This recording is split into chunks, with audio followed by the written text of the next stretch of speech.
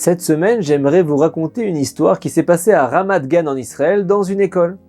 Les étudiants sont très surpris d'un intervenant qui est venu leur donner des conseils de sécurité et leur expliquer les dangers de l'utilisation de l'électricité. C'est un employé de la compagnie d'électricité israélienne. Il porte un cache-œil noir sur l'un des yeux. Les enfants se demandent s'il n'est pas un ancien combattant de guerre, blessé, etc.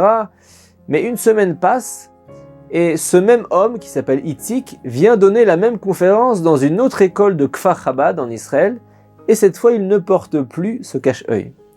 À la fin de son intervention, il y a un des professeurs de l'école, le Rav Chaim Ben Nathan, lui propose de venir mettre les téfilines. Itzik accepte avec empressement cette proposition, et quand il finit de réciter le schéma Israël, Itzik retire les téfilines avec l'aide du Rav, puis il propose de lui raconter son histoire. Alors voici son histoire. Ça fait de nombreuses années qu'il a un diabète. Depuis peu, il a développé un problème oculaire douloureux grave au point de perdre la vision d'un œil. Les médecins lui ont dit qu'il n'y avait pas de traitement possible en raison du fait que cette perte de vision est liée en fait au diabète. Le dernier médecin qu'il a consulté lui prescrit une pommade à mettre sur l'œil malade pour atténuer la douleur et un patch noir pour couvrir l'œil malade et pour ne pas donc compromettre la bonne vision de son deuxième œil. Et à cause de la perte de sa vision, Itzik ne peut plus exercer son métier de technicien en électricité.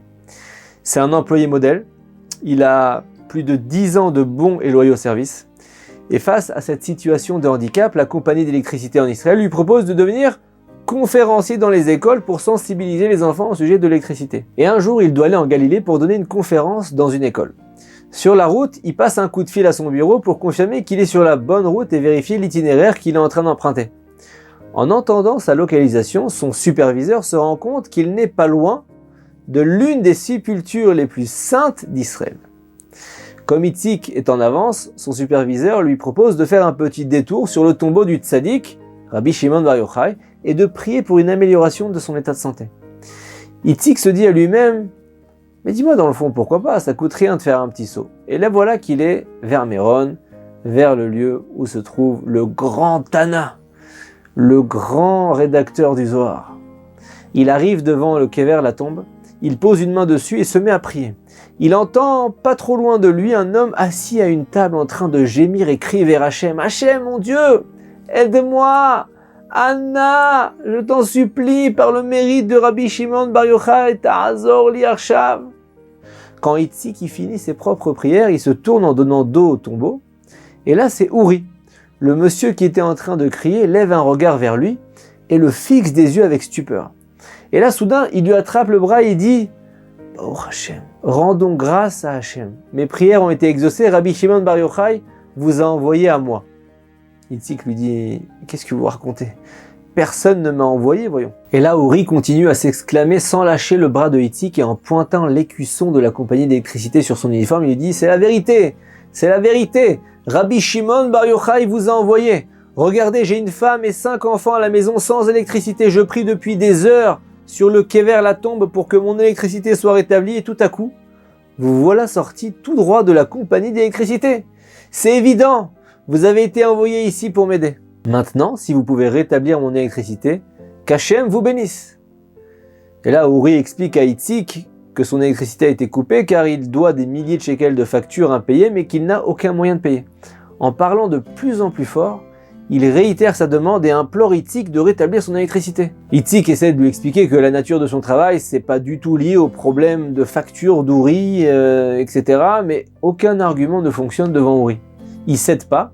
Il est convaincu que Itzik a été envoyé par le ciel par le mérite de Rabbi Shimon Bar Yochai pour l'aider au rétablissement de son électricité. Itzik désespère de lui faire entendre raison. Le temps commence à presser et de peur d'arriver en retard à sa conférence, il lui demande finalement son numéro de compte. Uri lui montre sa dernière facture. Itzik lui dit: regarde, laisse-moi sortir quelques minutes. Je vais appeler quelqu'un de haut placé dans la direction. Je vais vérifier ta situation pour essayer d'arranger quelque chose si c'est possible. Uri lâche un grand sourire et se recule pour attendre patiemment à l'intérieur. Itzik sort, il utilise le dispositif de communication interne de la compagnie pour vérifier le compte de Uri. Il s'avère que les arriérés de paiement s'élèvent à 2500 shekels, soit environ 700 €. Avec un tel montant, Uri n'a pas d'autre choix que de rembourser pour avoir une chance d'avoir enfin le courant chez lui. Itzik pense à la famille d'Uri sans électricité, avec des enfants en bas âge à la maison, et d'un coup, il sort sa carte bleue personnelle pour payer la totalité de la facture d'Uri, qu'il a rencontrée, finalement, il y a quelques minutes seulement, avec son propre argent. Il retourne à l'intérieur du tombeau et il dit à Uri, « Ok, tout est rentré dans l'ordre avec la compagnie d'électricité, tu peux rentrer chez toi, dans 2 heures, tu auras de l'électricité. » Uri lui serre la main vigoureusement, il n'a pas assez de mots pour le remercier. Il lui dit, « Tu vois, j'avais raison de dire que Rabbi Shimon t'a envoyé à moi. » Itzik rentre dans sa voiture en secouant la tête, il est lui-même stupéfait par son propre acte de chesed, de bonté, et 10 minutes plus tard, à mi-chemin de sa destination pour aller enfin donner sa conférence, il est forcé de se garer sur le bas-côté. Son œil malade le démange terriblement. Il ne peut pas se retenir, il faut absolument qu'il retire son cache-œil pour se frotter l'œil.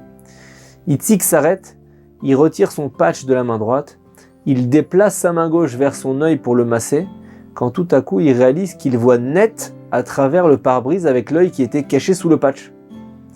Et là il met quelques minutes à comprendre qu'il voit normalement.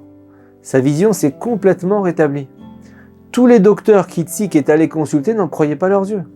Religieux ou pas religieux, juifs ou non juifs, chaque docteur déclarait « il n'y a aucune explication ni logique, ni médicale dans le fait que vous ayez recouvré la vue. C'est un miracle. » Itzik sourit tout en comprenant, d'après lui, la signification de cette simple expression. Si tu procures de la lumière à un autre juif, alors Dieu te procurera de la lumière. Comme il est dit dans le Talmud, Rabbi Shimon peut être invoqué dans les situations les plus désespérées. Le Talmud nous apprend aussi que Rabbi Shimon Bar Yochai avait le regard embrasé en sortant de la caverne où il était resté pendant 13 ans à l'abri des Romains, et là où il révéla le Zohar. En sortant du tombeau de Rabbi Shimon, Itzik a retrouvé la flamme dans son œil qui s'était éteint. Profitez de ce moment extraordinaire. Qu'est l'Ag Baomer, la Iloula de Rabbi Shimon Bar Yochai, le 33e jour du Homer, pour prier, faire des médorot, allumer des bougies, et lire des passages du Zohar, et invoquer le mérite de Rabbi Shimon Bar Yochai devant Akadosh Baruch Hu, qu'Hashem vous envoie de grands miracles. Shabbat Shalom.